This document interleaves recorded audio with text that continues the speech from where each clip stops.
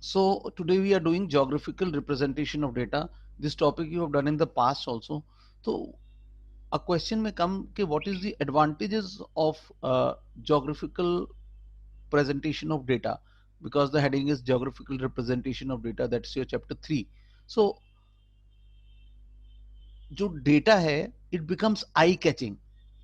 Eye catching means कि data अपने आप में बोल नहीं पाता कि वो क्या है, मगर जब वो एक पर्टिकुलर फिगर बन जाता है, जैसे लाइन ग्राफ या बार ग्राफ या कोई भी डायग्राम, तो फायदा क्या होता है कि एकदम आंखों में पता लग जाता है वो कितना बड़ा पिलर है। अगर एक बार डायग्राम है तो एक पिलर सोचो बहुत बड़ा है और एक पिलर बहुत छोटा है, तो आप उसको कंपेयर कर पाते हैं। मगर ऑर्डिनरी डेटा जैसा लिखा होता है वो आपको कंपेरेबल नहीं होता। You don't have to look in the book, you have to look only in the PPT at the moment, because it may not be exactly what is written in the book. Okay, so please don't waste your time. Yeah, so वो एक बहुत intelligent तरीका होता है समझने के लिए। पाप ये क्या चीज, ये जो भी रिप्रेजेंटेशन ऑफ डेटा ग्राफ वगैरह में बन जाता है, ठीक है, इट्स इजियर टू लर्न। तो उसकी जो अंडरस्टैंडिंग होती है वो मच बेटर हो जाती है हमारे लिए। क्यों? क्योंकि हम उसको अच्छी तरीके से समझ सकते हैं और हम एक प्रॉब्लम को समझ सकते हैं। और जब प्रॉब्लम को समझ सकते हैं, जैसे लाइन ग्राफ है, हमने लाइन ग्राफ कई बार पढ़े हैं, है ना। हमने male and female sex ratio को देखा है और हमने देखा है कि कौन सी कंट्री में सेक्स रेशियो कैसा है। हमने हरियाणा को कंपेयर किया है किससे, केरला से। तो जब हमने देखा तो केरला में सेक्स रेशियो बेटर है, हरियाणा में बहुत बैड है। तो वो सब कुछ जो है वो एक कंपैरिजन क्यों कर पा रहे हैं, क्योंकि एक लाइन ग्राफ बना हुआ था, मल्टीपल लाइन ग्राफ्स बने हुए थे, और उन लाइन ग्राफ्स को देख के हम जो थे समझ पा रहे थे कि वो क्या चीज है। Right, yes. अब ये ग्राफ्स बनाए किसने? Again this is something which is new for you. New for you in the sense कि it is not given in your book, but a good knowledge for you कि it was William Playfair. William Playfair was a Scottish engineer who devised graphs. And what were the graphs that he made? There were four basic graphs that he made, out of which there are three which are in your course. One is statistical line graph. Line graph is the first graph that you make in your chapter 3, right? Bar diagram, in which you can see the temperature and rainfall shown. It is a multiple bar diagram. So that particular is a bar diagram. Then pie graph is the circle diagram. And I understand that you must be able to understand this because you have already studied all this in the past, है ना? So this is a revision for you. So polygraph, bar graph, pie graph, and flow charts, all this we will be studying now. Now what is a line graph? तो अगर हम एक graph में देखें, line ज्यादातर क्या दिखाती है? टेम्परेचर दिखाती है।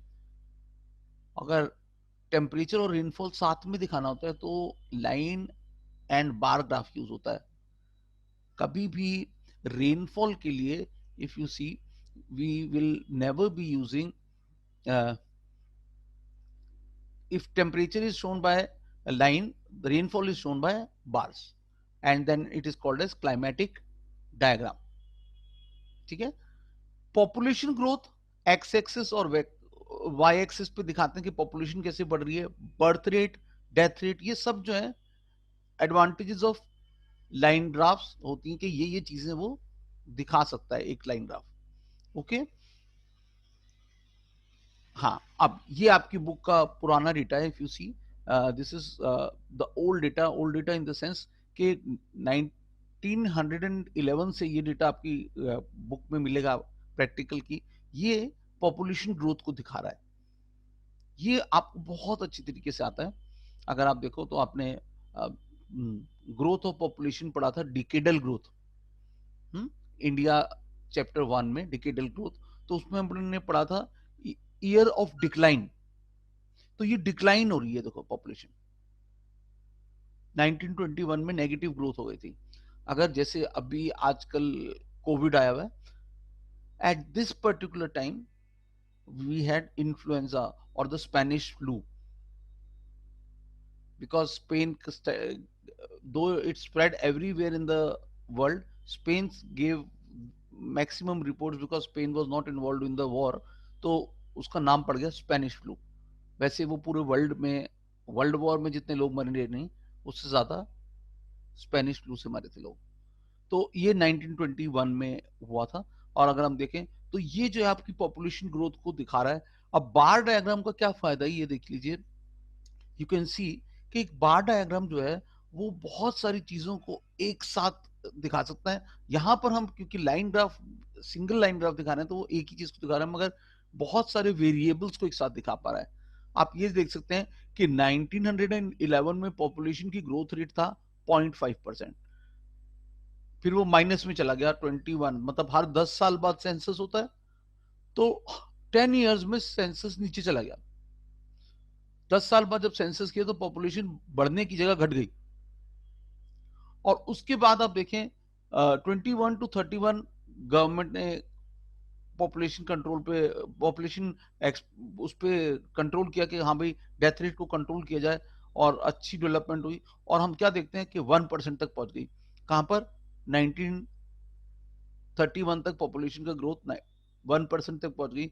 41 तक अगर आप देखो तो पॉपुलेशन जो थी वो 1 पॉइंट समथिंग पहुंच गई, 1.5 से नीचे। मगर 51 तक आप देखो फिर भी पॉपुलेशन, या देखो 41 में अगर आप देखो, जो भी हम पॉपुलेशन को स्टडी करते हैं, we try to study it in accordance to what is happening in the world.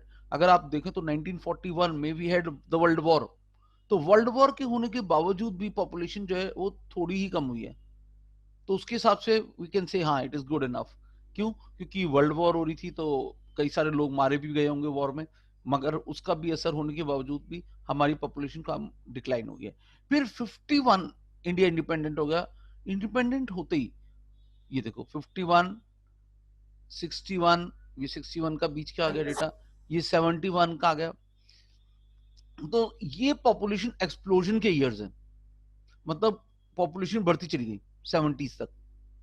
70s के बाद गवर्नमेंट ने कहा कि भाई पॉपुलेशन को कंट्रोल करना पड़ेगा, और उन्होंने बर्थ कंट्रोल मेजर्स को, फैमिली प्लानिंग को इंपॉर्टेंस देनी शुरू करी। और जब फैमिली प्लानिंग को इंपॉर्टेंस दी तो 71 के बाद आप देखो पॉपुलेशन धीरे धीरे कंट्रोल होनी शुरू हो गई। आज की जो फैमिलीज हैं उनमें पॉपुलेशन कंट्रोल्ड है, तो ये आप देखिए कंट्रोल आना शुरू हो जाता है पॉपुलेशन ग्रोथ में। तो ये जो फिगर है जो आपकी बुक में है, if you want to be a very good geographer, what you can do, take a photo of this और ड्रॉ दिस फिगर इन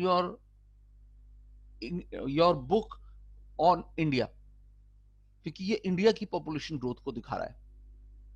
तो इस फिगर के साथ आपका जो टॉपिक है ना, what are the stages of population growth, या what are the 4 stages of population growth, जो हम पहले भी कर चुके हैं, ये उसी को एक बार रिवाइज करा रहा है, राइट?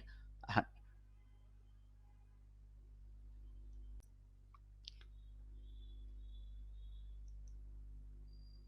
अब पॉलीग्राफ, पहले पॉलीग्राफ बोलते ही मैंने फिगर को दिखाया, क्योंकि क्या होता है कि हमारे को समझ में तो आ नहीं रहा होता, तो जो लिखा हुआ होता है वो कोई समझ का फायदा नहीं है जब तक हम उसे देखें ना। तो यहाँ पर देखो ये 3 लाइनें दिख रही हैं। ये जो है यहाँ पर लिखा सेक्स रेशियो। सेक्स रेशियो मतलब पर 1000 मेल्स कितनी फीमेल्स हैं। तो ये इसने बोला कि ये यूपी का है, ठीक है, यूपी का ये डायमंड शेप में है। तो यूपी का ऊपर ये वाला हो गया यूपी का। आप ये आपका हरियाणा का हो गया डेटा। और यही डेटा आपका जो तीसरा वाला है वो आपका दिल्ली का होगा। अगर सेक्स रेशियो के हिसाब से देखें तो सबसे ज्यादा कम फीमेल्स कहां पर हैं, वो आपको दिख रहा होगा, वो है दिल्ली में। मगर Delhi is not a state, because Delhi is not a state, that is why वो कहेंगे जी सेक्स रेशियो सबसे कम कौन सा है, तो हमारा आंसर आएगा Haryana, because Delhi is not a state. So you will tell them कि lowest sex ratio is in Delhi, but as a state, lowest sex ratio is in Haryana.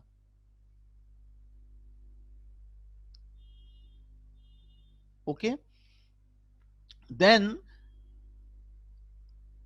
UP still has a better condition. Now if you see best improvement sex ratio में कौन सी state में हो रही है, तो अगर देखें तो कोई भी ऐसी दिल्ली में तो फिर भी थोड़ी सी इंप्रूवमेंट हुई है, मगर यूपी में हाई पोजीशन से थोड़ा नीचे जाके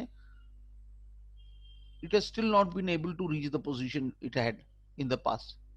So what is happening is कि number of women is decreasing. Now why is this happening? Because injustice to the girl child is being done. Now यहाँ पर again we are coming back to what is polygraph. Polygraph में line graph होते हैं जिसमें to और मोर variables को एक साथ शो किया जा सकता है. जैसे यहाँ देखिए तीन वेरिएबल, एक ही वेरिएबल है सेक्स रेशियो, मगर तीन स्टेट्स के बारे में है ना, तीन स्टेट्स के बारे में सेक्स रेशियो कंपेयर किया जा सकता है. तो what is the advantage of polygraph, ये क्वेश्चन प्रैक्टिकल में आएगा क्योंकि एग्जामिनर आएगा तो she will like to know के डू यू अंडरस्टैंड इट और नॉट. तो उस समय जो क्वेश्चन वो पूछेगी वो आपसे पूछेगी कि what is the advantage of polygraph. अब अगर क्वेश्चन पूछा जाता है what is the advantage of polygraph, तो आप कहेंगे कंपैरेटिव एनालिसिस. क्या एडवांटेज है? कंपैरेटिव एनालिसिस, वो कंपेयर कर सकता है ना. सो यहां पर वो कह रहा है कि जैसे राइस को व्हीट को एक ही मैप में कंपेयर कर सकते हैं, एक ही पाई डायग्राम में बना के देख सकते हैं. जैसे यहां पर हमने पाई डायग्राम में, सॉरी, ये पॉलीग्राफ में हमने देखा है. तो वही चीज वो कह रहे हैं कि बर्थ रेट को, डेथ रेट को, लाइफ एक्सपेक्टेंसी को हम देख सकते हैं.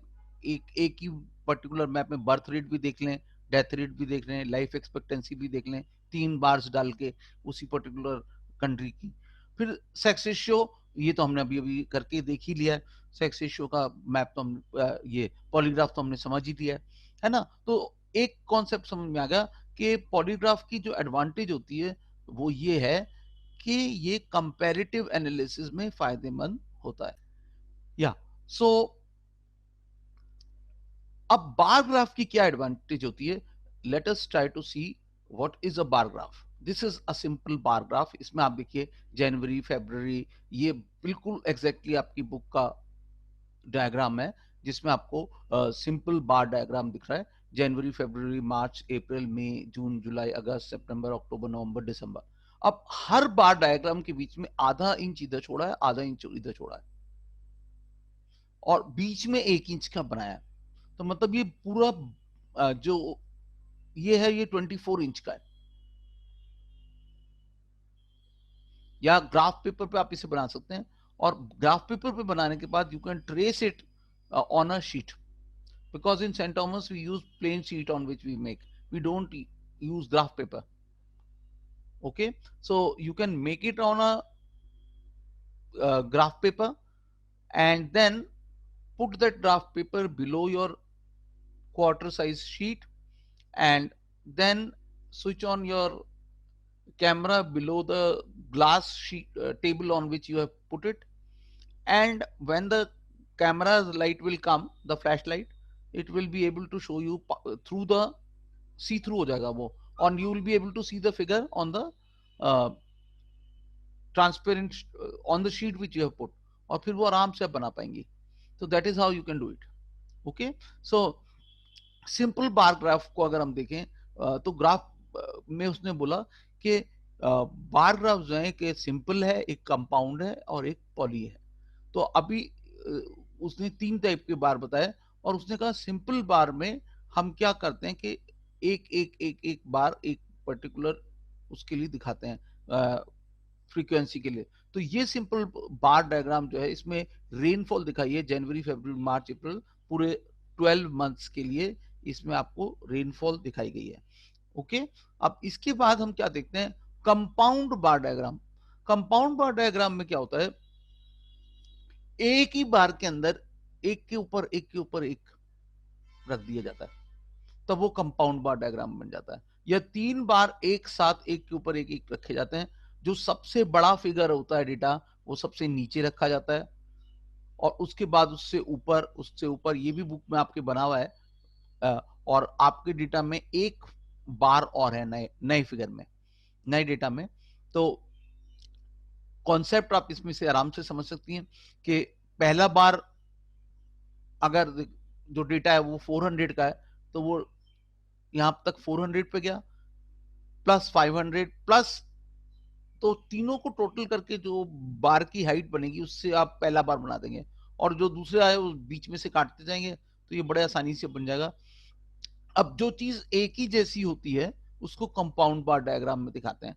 जैसे घर में भी जो जो इलेक्ट्रिसिटी वी गेट, तो कैसी भी हो वो एक ऐसी इलेक्ट्रिसिटी है जो अ, हर कोई यूज कर पा रहा है। और उसका फायदा क्या है कि उस इलेक्ट्रिसिटी में हम में एडवांटेज क्या मिलती है कि जो इलेक्ट्रिसिटी है चाहे कोई सी भी हो, हमारे को तो इलेक्ट्रिसिटी आ रही है ना, तो चाहे वो न्यूक्लियर बन रही हो, चाहे वो हाइड्रो बन रही हो, चाहे वो थर्मल बन रही हो, तो इसीलिए पूरे ईयर में कितनी बनी को कंपेयर करने के लिए हम तीनों को साथ रख लेते हैं। जो सबसे मैक्सिमम है, अगर हम देखें इंडिया के हिसाब से, तो सबसे ज्यादा एनर्जी जो बन रही है वो थर्मल बन रही है। यहाँ पर आप फिगर्स में देखिए, दोनों में, तीनों में, तो थर्मल का जो फिगर है ये सबसे बड़ा है। ये देखिए यहाँ थर्मल दिख रहा है, और यही थर्मल सबसे बड़ा है। उसके बाद हाइड्रो है सेकंड पोजीशन पे, और थर्ड पे है न्यूक्लियर। राइट। सो हाँ, so now we come to polygraph. अब पॉलीग्राफ का क्या मतलब है? Let us try to see what is a polygraph. अब यहां पर इसने पॉलीबार लिखा है, इधर लिखा है हाँ पॉलीबार। तो इसको, जो हमारी बुक है, इसको क्लाइमेटिक डायग्राम की तरफ बोलती है। अगर हम अपनी बुक में इस पर्टिकुलर डायग्राम को देखें, तो इसका नाम क्लाइमेटिक डायग्राम है। ये दो चीजों को दिखा रहा है, एक तो टेम्परेचर को दिखा रहा है और दूसरा रेनफॉल को। टेम्परेचर आप ये देखिए यहां पर दिखा रहा है, और यहां पर वो रेनफॉल को दिखा रहा है।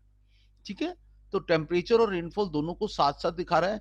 तो क्योंकि टेम्परेचर और रेनफॉल क्लाइमेट के मोस्ट इंपॉर्टेंट हिस्से हैं, that is why it is called as climatic diagram और पॉली बार।